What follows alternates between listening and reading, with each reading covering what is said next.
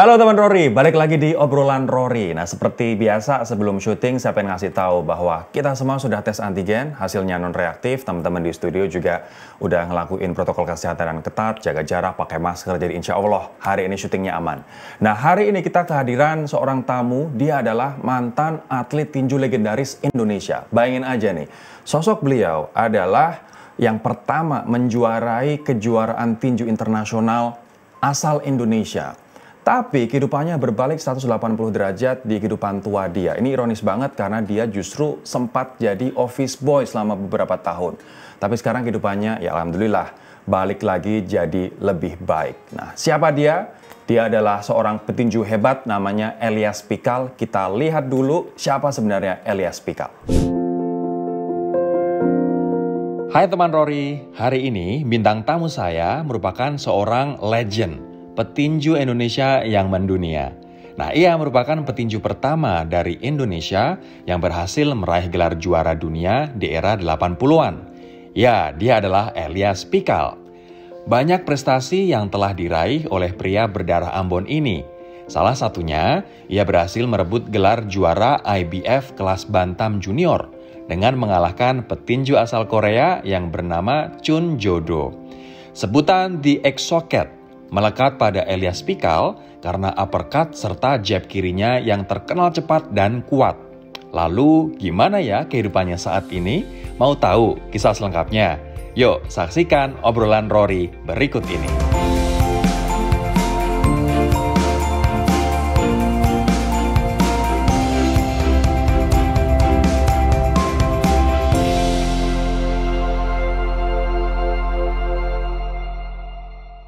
Oke, langsung aja kita ngobrol dengan Bang Elias Pikal atau Bang Eli. Bang Eli, gimana kabarnya?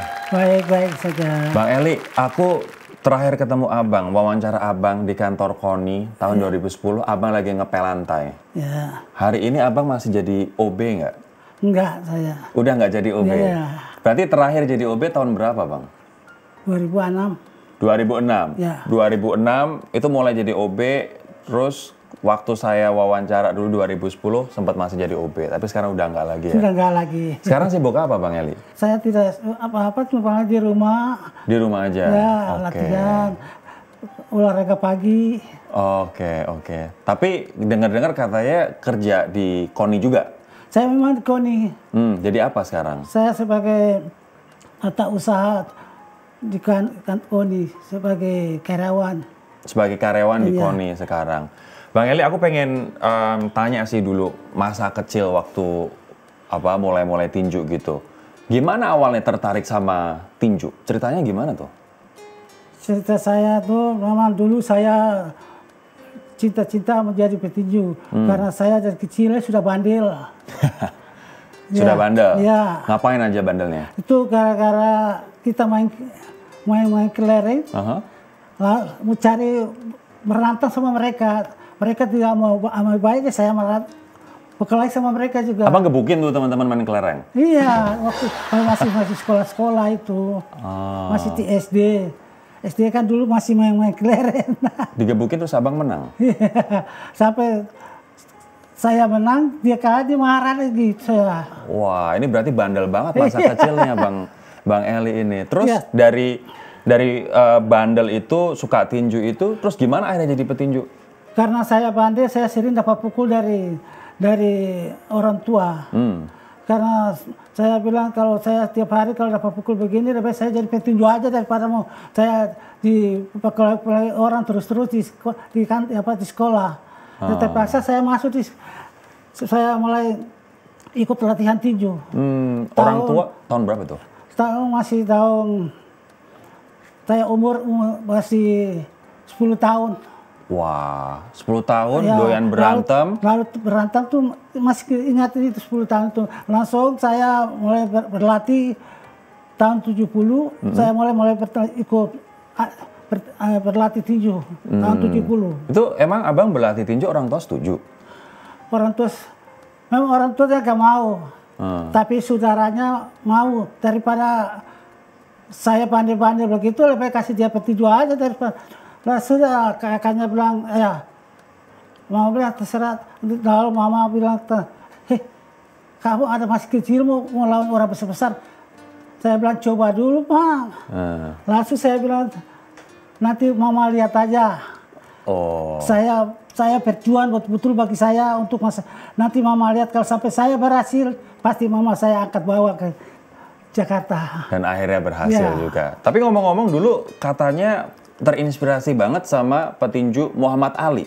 Itu bareng-bareng nonton di TVRI. Gara-gara itu jadi wah aku pengen jadi petinju nih gitu. Itu waktu itu saya pengen jadi petinju sama seperti Muhammad Ali. Karena saya bilang wah ini saya masih kecil-kecil ini saya masih ingat. Ini pasti saya mesti jadi seperti Muhammad Ali.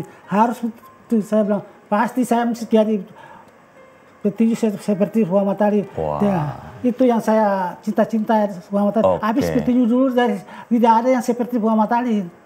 Iya, nggak ada karena abang juga petinju Indonesia pertama yang juara IBF. Ya, saya berjuang makanya saya sudah bertanding seluruh Indonesia, saya kasih pukul semua KO. Oh, oke. Udah menang tuh lawan Indonesia. Semua akhirnya KO. Sampai saya petinju lawan main di Thailand, saya pukul Thailand ronde ketiga KO lagi. Oke. Ngomong-ngomong, dulu waktu latihan tinju siapa yang bayarin? Saya nggak ada yang bayar. Saya ikut latihan bersama-sama dengan teman. Ada om saya juga jadi pelatih. Langsung dia bilang, kalau di kampung bilang, Eli, mau ikut petinju kasih orang biasa Ambon kan? Iya. Saya bilang, boleh saya om, asal om kasih pelatih saya supaya saya bisa berlatih yang baik supaya saya bisa berhasil jadi petinju yang baik untuk mengharumkan nama bangsa juga. Oke. Ini mungkin teman Rory bisa bayangin deh. Bang Elias ini adalah petinju pertama Indonesia yang bisa juara di kancah internasional. Yakni di IBF gitu. Kelas bantam junior. Nah lawannya waktu itu petinju Korea Selatan. Ya, Lee Do-chun. Itu gimana susahnya ngelawan dia? Itu kita belajar harus membacakan permainannya dia. Gaya-gaya dia main kan Korea kan biasa main gini.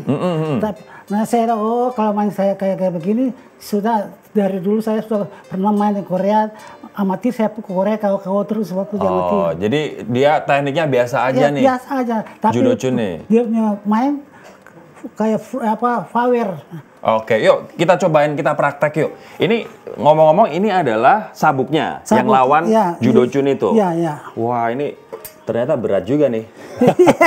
Ini kayak beras 5 kilo ya bang ya. Oke kita taruh dulu. Abang, aku pengen diajarin. Abang kan dulu juga disebut karena tinju abang yang luar biasa nih. Abang dapat julukan The Exorcat. Exorcat itu adalah rudal buatan Prancis yang dipakai Inggris buat nyerang Argentina. Boleh nggak aku diajarin sekarang? Gimana tuh tinjunya? Itu kalau ajarnya kalau kanan atau kidal? Aku kanan. Oh kanan. Oke. Ya, terus biasanya belajar gini, jab. Nanti kalau ngurus strip baru strik. Oke, jadi Exorcat itu gerakannya kayak gimana tuh? Coba praktekin dulu bang. Baru ini harus gerakan supaya pang. Iya, supaya kakinya kuda-kudanya tuh. Oke. Tenaganya harus kuat. Oke, ini kuda-kudanya bener ini? Iya sudah itu. Jadi gimana nih? Pang gitu. Kasih maju sedikit gini. Kasih maju. Ini. Oh ini. Soalnya mau pukul kan. Iya. Oke. Aku ini lagi belajar karena biasanya aku jadi samsaknya bang. jadi agak-agak susah juga nih buat menyesuaikan. Tapi Exorcat itu berarti yang pang gini. Ya, hook. Itu pas kena rahangnya itu. Pas kena rahang. Nah ternyata hook ini kena rahang kiri Judo Chun itu yang bikin dia kalah. Nah itu yang jatuh dari situ. Itu yang dia KO. Ya. Di ronde berapa dia? Ronde ke-8. Ronde ke-8. Ronde ke-4 dia jatuh, dia bangun lagi. Terus? Sampai ronde ke-8 dia dapat pukul, sudah rasa pukulan langsung KO, dia gak mau bangun lagi. Dia gak mau bangun. Boleh dong kita kasih tepuk tangan nih. Juara dunia pertama nih dari Indonesia nih. Namanya The Exorcat pukulannya tadi ya. Iya, maklum lah aku biasanya jadi samsak. Jadi biasanya kena pukul bang, aku nggak biasa mukul nih. Tapi ngomong-ngomong, abang terus berprestasi selama bertahun-tahun. Sampai kira-kira tahun 1989. Tapi terus kalau aku baca di media-media nih, 89 tuh abang kalah dari petinju kalau nggak salah Kolombia beberapa kali. Terus habis itu karir mulai meredup. Tuh bener nggak sih? Gimana ceritanya? Tahun 89 apa yang terjadi tuh? Itu 89 itu tergantung dari promotor. Promotor kasih lawan sama yang punya duit, dia kasih main sama orang lain. Langsung kalau lawannya saya kalah, dia dapat untung dari situ. Oke. Jadi saya kalah, nanti saya rasa macam kesal begitu. Karena saya bilang, wah ini pasti ini ada permainan juga nih. Berarti ada kecurangan tuh dari pihak dalam promotor hati ya? saya itu. Dalam hati. Berarti ada kayak permainan juga di promotor ini, karena Abang? waktu tukar promotor ganti promotor, gue bola sudah ganti, sudah omsetnya sudah habis. Lalu Pak Anton Sultan yang masuk ganti promotor. Abang kalau misalnya waktu itu dapat promotor yang nggak curang, Abang bisa jadi apa tuh? Ya, kalau promotor nggak curang, berarti saya bisa rasa bangga. Saya juga mesti harus betul-betul bertahankan saya punya gelarnya itu. Abang bisa bertahanin gelar waktu itu ya. Karena kalau saya baca di media-media 89 itu Abang katanya mulai redup, tapi ternyata ada permainan promotor di dalamnya. Ya, itu permainan biasa permainan kerja di Amerika itu kan permainan Don King. Don King. Nah, jadi persis banget kayak begitu. Begini. Oke. Wah, ternyata ada permainan-permainan juga ya. Apakah ini artinya nggak ada perhatian dari pemerintah atau gimana? Memang dulu saya masih jaya-jaya, mereka diperhatikan. Oke. Jadi, tapi kalau sudah habis jaya, mereka sudah dibuang cepat manis, cepat dibuang. Artinya Abang dulu waktu jaya-jaya, terus udah turun, nggak dapat perhatian sama sekali? Nggak ada apa-apa dari pemerintah. Sampai akhirnya? Akhirnya saya kembali, saya berebut kembali, saya jadi juara, baru pemerintah diperhatikan. Oke. Dulu belum ada. Oke. Sekarang kalau Abang lihat atlet-atlet kita nih, kemarin yang dapat emas Olimpiade atau Paralimpiade, mereka kan dapat macam-macam, dapat MM-an, terus dapat rumah, dapat bahkan liburan ke tempat-tempat wisata di Indonesia, dapat perhatian lah gitu. Sekarang kondisi atlet sekarang menurut Abang gimana? Lebih baik atau sama aja daripada dulu?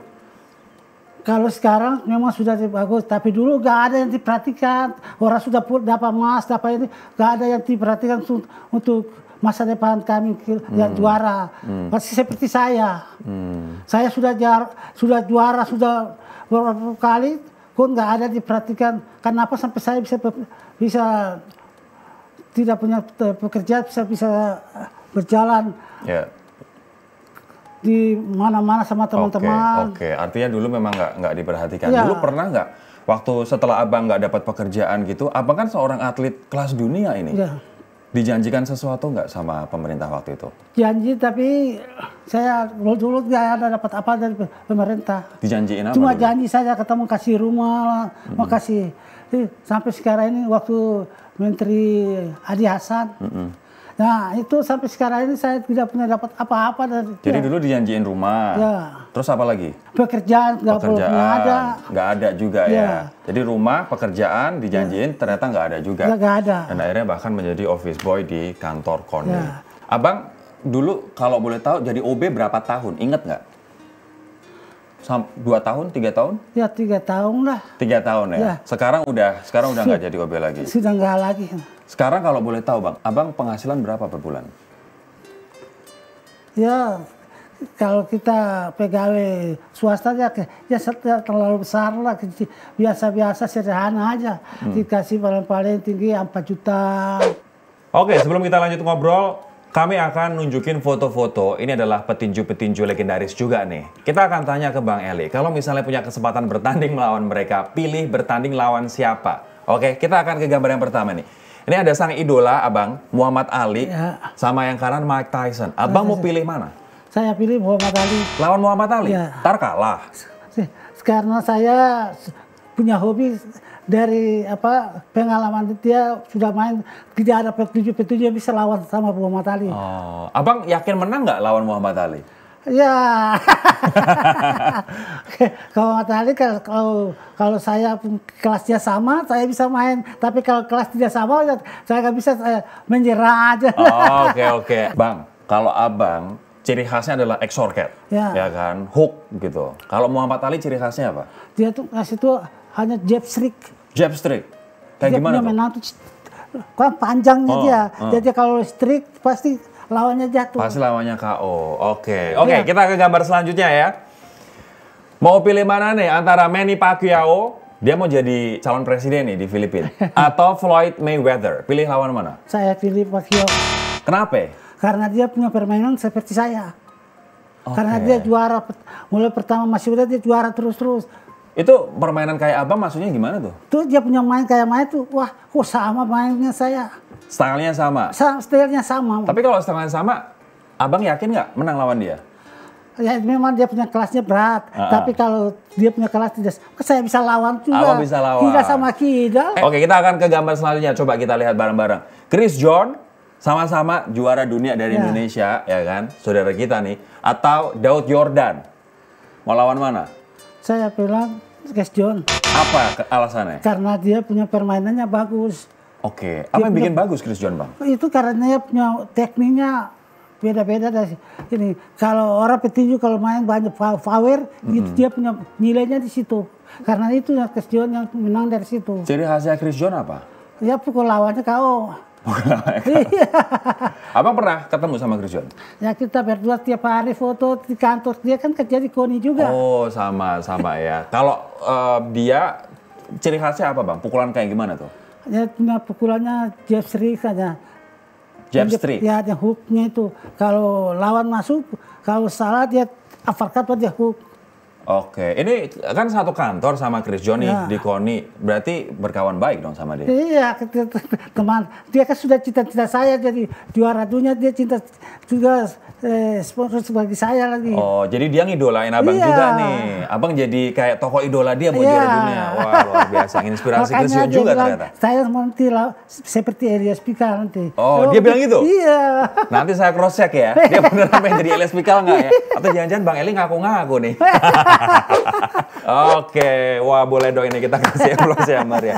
Ternyata Elias Pikal ngidolain Muhammad Ali, Chris John yang juara Indonesia juga ngidolain Elias Pikal, luar biasa.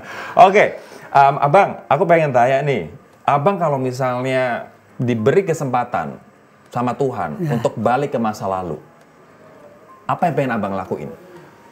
Saya banyakkan doa aja dari Tuhan, Tuhan kasih saya rezeki, prestasi dan juga semua. Kalau kita tidak punya banyak doa, kita nggak bisa berhasil. Kalau kita bersama dengan Tuhan, pasti kita berhasil. Berarti kalau bisa balik ke masa lalu akan lebih banyak berdoa ya? Ya. Dulu kurang doanya? Dulu tuh masih bandel-bandel jadi tapi sekarang kita sudah bertobat, jadi kita harus berdoa. Minta syukur dari Tuhan, Tuhan kasih kekuatan dan kasih berkat bagi saya untuk masa depan saya juga. Jadi kalau bisa balik masa lalu akan lebih banyak berdoa ya. Oke Bang, sekarang kan banyak nih atlet-atlet muda. Kita bentar lagi juga mau PON, ya kan? Kita kemarin habis Olimpiade sama Paralimpiade. Tapi ke depan nanti akan banyak banget event-event olahraga. PON di Papua. Saya ya kan? nanti hadir di sana juga. Oh abang juga ke sana juga? Wih mantap. Tapi aku pengen tahu, apa pesan abang untuk atlet-atlet muda kita Bang? Kalau pesan saya harap atlet-atlet muda sekarang ini semoga mereka berlatih yang baik untuk berjuang untuk mengharumkan nama bangsa supaya mereka bisa diingat, bisa diperhatikan pemerintah. Jadi kalau pemerintah tidak perhatikan mereka, mana bisa mereka mau dapat maju ke masa depan mereka, nggak ada. Saya harap sekarang ini harus berlatih yang baik dan juga harus bekerja keras untuk adik-adik masa depan, juga adik-adik harus berjuang untuk nama bangsa dan negara untuk merebut medali untuk PON ini. Nanti mereka akan harus usaha menjadi juara dunia mengganti Elias Pikal baru juga. Siap, wah ditunggu nih Elias Pikal baru ya. Quick question. Aku pengen abang jawab dengan cepat pertanyaan-pertanyaan ini. Lebih baik menghabiskan waktu dengan keluarga atau menghabiskan waktu buat latihan tinju? Keluarga. Ya. Kenapa? Karena keluarga selalu berdoa bagi saya harus mendukung, hanya keluarga selalu sayang bagi saya. Berarti keluarga. Pertanyaan kedua ya, dibantu atau membantu Bang? Membantu. Nanti saya tanya alasannya nanti. Menjadi atlet, abang ngomong-ngomong juga pernah jadi penyelam atau jadi penyelam? Dulu saya penyelam. Ah, lebih milih menyelam? Menyelam karena napasnya tuh bagus. Karena nafasnya bagus, lebih milih. Oke, pertanyaan terakhir. Tinggal di kampung jadi petani atau tinggal di Jakarta jadi OB? Jadi tinggal di Jakarta. Walaupun jadi OB? Gak mau. Jadi maunya tinggal di Jakarta hidup enak gitu ya? Iya. Oke, pertanyaan terakhir Abang. Aku pengen Abang kasih pesan-pesan sekali lagi buat anak-anak muda di Indonesia. Buat mereka biar semangat tetap mengejar mimpi. Karena seorang Elias Pikal juga semangat banget ngejar mimpi sampai akhirnya hingga juara dunia. Juara dunia pertama dari Indonesia di bidang tinju atau boxing. Apa pesan Abang untuk anak-anak muda dalam mengejar mimpi? Kalau pesan saya harap adik-adik sekarang ini harus berlatih yang baik supaya mereka juga bekerja keras, supaya mereka bisa mengaruh nama bangsa dan juga mereka harus diingat mereka punya masa depan. Jadi saya harap supaya bekerja pelatih yang baik supaya bisa menjadi juara dunia seperti Elias Pikal. Jadi artinya mereka harus latihan, mereka harus menjauhi narkoba, mereka harus tetap berusaha sekuat mungkin dan dari pemerintah pun juga harus memperhatikan ya. Oke, Abang terima kasih banyak udah mampir di obrolan Rory. Ini semoga apa yang Abang Eli sampaikan bisa jadi inspirasi ya buat anak-anak muda di Indonesia. Oke, thank you banget teman Rory udah nyasihin obrolan Rory kali ini dengan Om Elias Pikal. Dan semoga kisahnya juga menginspirasi kita untuk semangat terus mengejar mimpi. Dan kita harus ingat bahwa hidup itu juga kadang-kadang ada di atas, ada di bawah.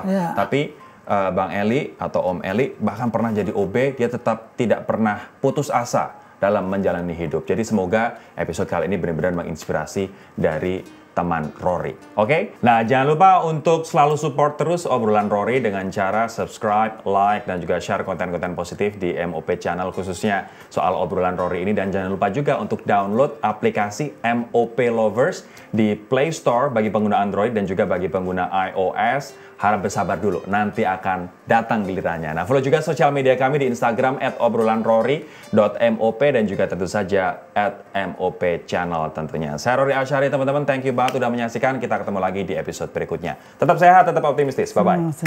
Thank you, Bang. Makasih ya. Gini dong. Wah. Boleh nih kita pakai nih. Ini aku pakai boleh, Bang? Wah, berat banget nih. Mesti ada foto. Mesti ada juga dong.